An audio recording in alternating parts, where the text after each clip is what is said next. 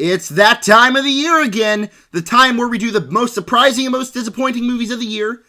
That video was yesterday. We do the 10 best of the year. That video's tomorrow. And we do the 10 worst of the year. That video is right now. You know that. You clicked on it. So, this is the 10 worst movies of 2025. I didn't watch every movie. If I heard a movie's like terrible, I probably didn't watch it. I'm also not doing honorable mentions because I'm going to have a full ranking of every movie I saw live streamed in a couple of weeks, probably next week because I'm going to Louisville here in the next couple of days. But I am going to have that live stream coming very soon. Before I dive into my list of the 10 worst movies of the year, I obviously want to know, what are your 10 worst movies of the year in the comment section? While you're down there, if you don't mind hitting the subscribe button, the like button, and the bell so you never miss another video, specifically the 10 best video coming very soon. And with that said, number 10 was a very hard movie to pick. I could go for like 5 movies in the number 10 spot because I feel like this one isn't terrible. A lot of them I gave like 2.5 stars, and that's what I gave this one. And number 10 is Highest to Lowest, the new Spike Lee movie that very much disappointed me massively. I was not a fan of Highest to Lowest, pretty much at all. There are some interesting things here. Spike Lee's obviously a talented director. Denzel Washington, very talented actor. But overall, the story and just theme of the movie is just weird. Number 1, our lead character is the most unlikable character this year, where literally his best friend's son gets kidnapped, and the kidnappers call him and are like, hey, I need you to give up, like, a lot of money. And the guy's like, I know I love you, bro. I know that you're my really good friend. Nah, I'm gonna keep the money because this is my business. And, it seems like, I think this line was actually spoken in the movie. I think he flat out said, yeah, but that's your problem. His best friend's son is kidnapped and they're threatening to murder him. And he's like, that's kind of your problem, bro. Breaking the bro code. Okay. So he's very much unlikable. And there's no tension in the movie because quite literally the movie is having this really intense sequence just like this. Hello? You kidnapped my son, or my son's friend that I'm just gonna say no to. You kidnapped him. Oh my goodness. What are we ever going to do? Hey, they kidnapped your son. They're planning on murdering your son. And that music is good music for a different movie. I don't know what they are thinking of putting that music inside this movie. That just lowers the tension. And the overall theme of the movie, the plot of the movie is just overall weird. And there's never just anything that keep me interested. I was half asleep the whole time. And then the movie ends. It kind of has a satisfying ending. And then it keeps going where we have a full 5-minute music video of some artist singing the Highest to Lowest song, which is a good song. Did we need to have that scene for 5 minutes though? No. No, we did not. That was the most unnecessary scene of the year. So overall, just a movie I just didn't enjoy at all. And it just has all these weird flaws in there that very easily this could be a really good movie. But it's not. It's on the bottom list of the year. Number 9, Sketch. And I always hate putting these type of movies on the bottom 10 of the year because it's an Angel Studios movie. It's not going to be very good, obviously. And this one specifically just, it has an interesting premise. Monsters that she scribbled on a page go to water that brings them to life, and then they attack the town and whatever. It could be very interesting. But overall, the movie, just like a lot of Angel Studios movies, are boring. They're for the family, and if you have a family, you have kids, take them to the movie. I'm sure they'll like it, but for me, I was just, quite honestly, bored. There's nothing really that happens throughout the movie until, the final 30 minutes where the kids are like, hey, we can draw weapons, and some dude's like, or they're like, oh, but we lost the paper. Oh, it's a good thing that I did this earlier and drew a flamethrower, and now I have a flamethrower for the plot. The little girl at the end of the movie draws herself with tentacles attached to her, so she grows tentacles, and the movie never figures out a way to undo what the water does, and so she just continues her life having the tentacles attached to her back. That's okay. And the movie and the story itself is a good story about, like, moving on. Your wife passed on. You got to move on. Keep going for your family. And, like, it's a good story, but the movie does the tell, don't show, where several times there's, like, this lady, the sister to the father, and she's like, hey, you got to move on. And he's like, no, I don't want to. And she's like, well, you got to move on. No, I don't want to, but you got to move on. Oh, okay, I'll move on. That's how the themes are done, and that's, like, the one critical movie sin. So this is one that's on there that's, like, it's for the family, it's fine, but it just wasn't for me, because I was just bored. It's an Angel Studio movie. You know what kind of movies they put out. That you're going to get what you're going to get. Number 8, Relay. This is a new movie from David Mackenzie, of all people. Yeah, David Mackenzie directed a movie on that released in 2025. Did you know that? You know, the director of Hell or High Water? He's got a new movie with Riz Ahmed, and who else was in this movie? Oh, Lily James. That's right, Lily James was in this movie, and they start going down a relationship. It doesn't work at all. Their chemistry is terrible. But anyways, the movie's about this guy, and he works for this company that helps people. He's basically a super spy, but they can't communicate through phones, so they gotta communicate this weird way through, like, a relay machine, and the lady, like, stole something from a company, and the company's after. I don't know. I don't remember the story. It's overall just a very forgettable thriller that is just boring. The first act of the movie just makes no sense how we get there. And it starts to go down a direction that, okay, that's slightly interesting. It's still, obviously, a boring, predictable thriller. It does not have the David Mackenzie flair that he brought to Hell or High Water, but I didn't even know the movie was directed by him until I wrote my Letterboxd review. And I was like, what? Because it doesn't feel like a thriller that he would direct, but it goes down a path in the third act where I thought to myself earlier on, I was like, are they leading to this? No, they wouldn't do that, because if they went down that direction, it would be the dumbest thing that they could ever do in a movie. Oh, they go down that direction, and that direction is Lily James, the person that hired Riz Ahmed's spy character to save her, is actually a villain, and they're doing this so they can rob a bank. It's dumb. It made no sense, and everything that the movie was building towards, that's okay. It's not super interesting, but it's watchable. It was just like, oh, all right, screw that movie. Number 7, Happy Gilmore 2. Now, this is not a movie that I'm super anticipating. I'm not the biggest Adam Sandler fan. I like him as a character, as a person, but all of his characters seem to be kind of the same. I'm not the biggest comedy fan. I feel like a lot of them are kind of predictable. Happy Gilmore was one of them that I like. It's a cult classic. It's got very entertaining moments, but overall, when it gets to the story, it's not all that entertaining. But Happy Gilmore 2, I mean, I just heard bad things about, and I literally went on a live stream saying I wasn't going to watch it, and all the viewers in that live stream told me I got to watch it and review it. So I watched it and review it just so I can get 30 views. Thanks, guys. I'm really glad for the 30 views I got for watching this movie. But Happy Gilmore 2 has some entertaining moments that I actually thought were more entertaining than the original movie. But overall, once again, just like when we get to the story, it just gets a little boring. And the movie's climax is this big golf tournament that's trying to radicalize golf. And I'm by no means a golf fan. That's not me. But it tries to radicalize golf, so when you're trying to get to the holes, like, the hole lifts up and the whole thing's spinning, and you got, like, these biomes with a snow level and a fire level, and there's flames and snow shooting out everywhere, and you hit the ball, and there's, like, a wind turbine that blows the ball back. I don't know if that actually happened. All I know is the final act was like, oh, so there's no stakes because it's just ridiculous.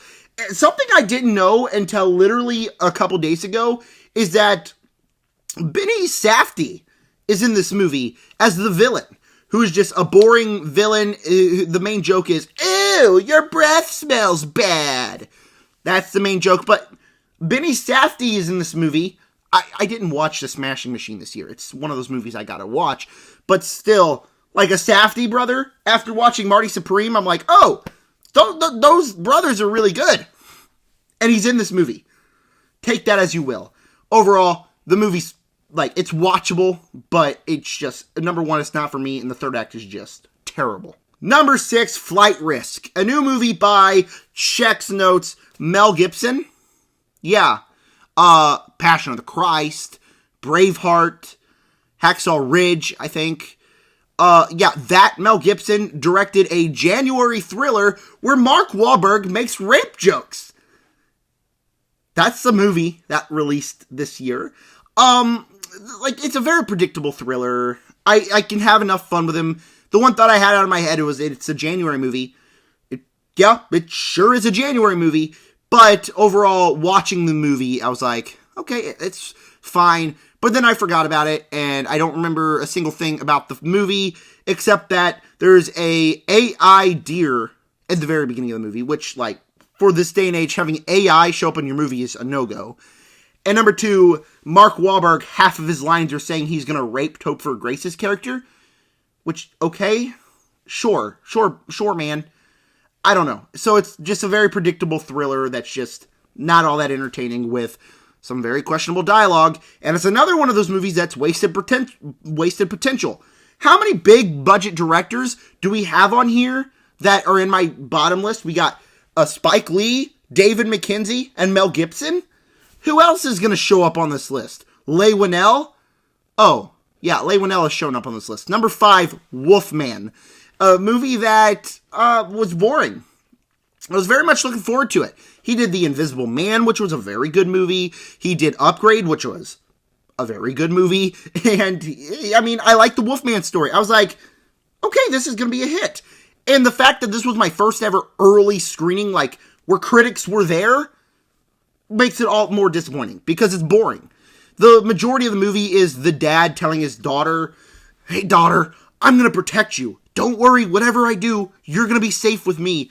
And then he turns into a werewolf and tries to kill her, so he just lied the entire movie. Nothing happens. They're at this cabin, you got the wife, bang, bang, bang, sealing up the windows, just to realize that she sealed herself with the werewolf. The werewolf stuff doesn't happen until the final 20 minutes of the movie, by the way, in case you were wondering. This movie is 90 minutes long, and it feels like 4 hours because nothing happens and it's boring. And when you get to the fun stuff you want out of this movie, it just doesn't give you any of that. By the way, Wolfman kicked off the bottom 5 of the year. So these are the movies that I just did not like at all. The other movies on this list had some okay redeeming qualities that I just overall fell flat for me. The rest of these movies, the bottom 4, really, are just bad. Number 4 is one of the latest Disney live-action remakes. It's not Snow White. I haven't seen Snow White. That's one of the movies that I didn't watch because you guys told me it was bad. So I didn't watch it. It's Lilo and Stitch. Lilo and Stitch is one of my favorite animated Disney films of all time. If not my favorite. Actually, thinking about it, it is my favorite animated Disney film of all time. This movie is just a soulless live-action remake, just like them all, where, we're going to appeal to kids, except this one's really boring. Lilo is just, in the original, she's not supposed to be all that likable, but she's supposed to have a redeeming arc by the end.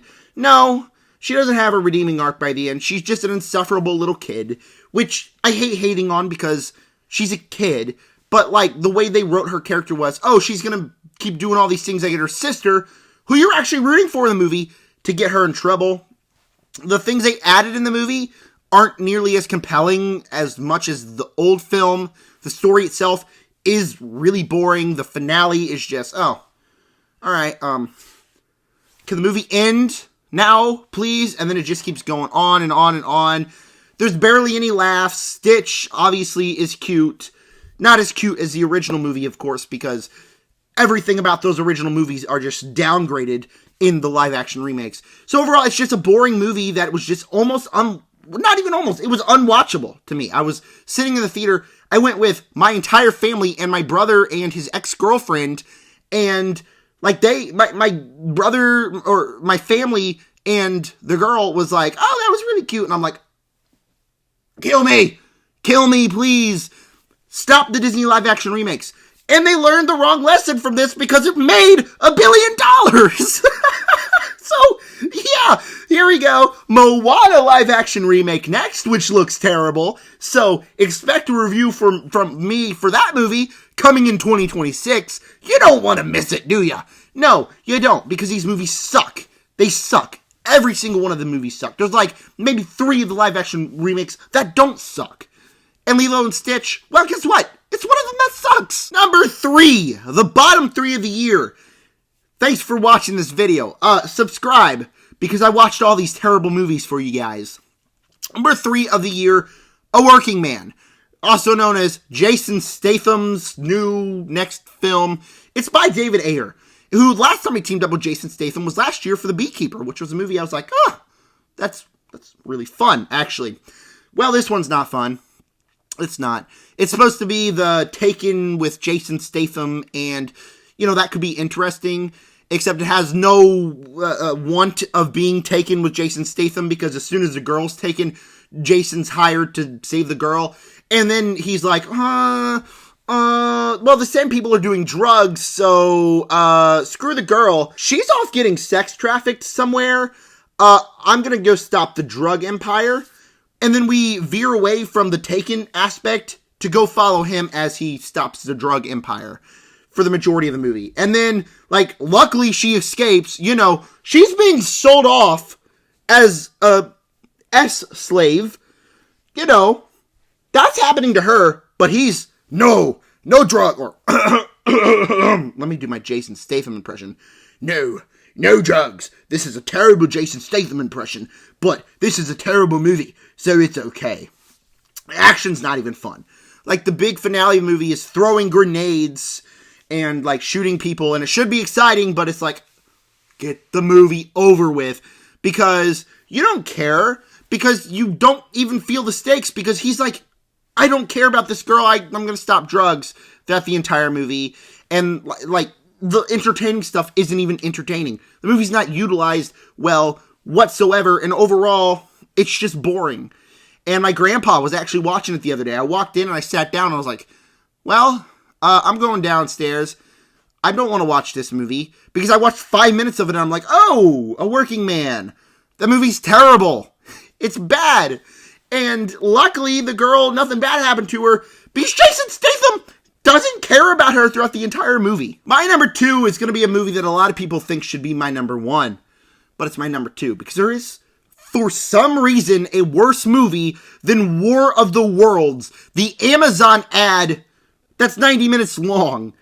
There's somehow a worse movie than this movie. And if you've watched my channel since, July 18th, you'll know what it is.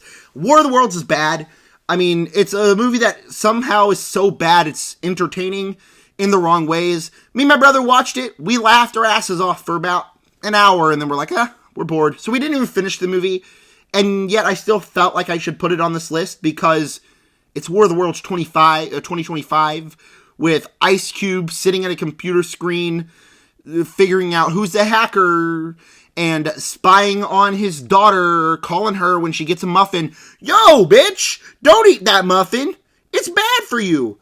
But daddy, it's just a blueberry. I don't care. Don't eat that muffin. That's what we do in the first act. And then the terrible CGI, I don't even know if I can call them aliens. They don't even look like aliens. They show up in the movie.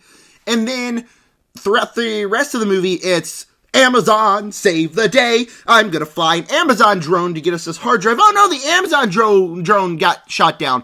Let's hire a homeless man, gift him $1,000 in Amazon gift cards.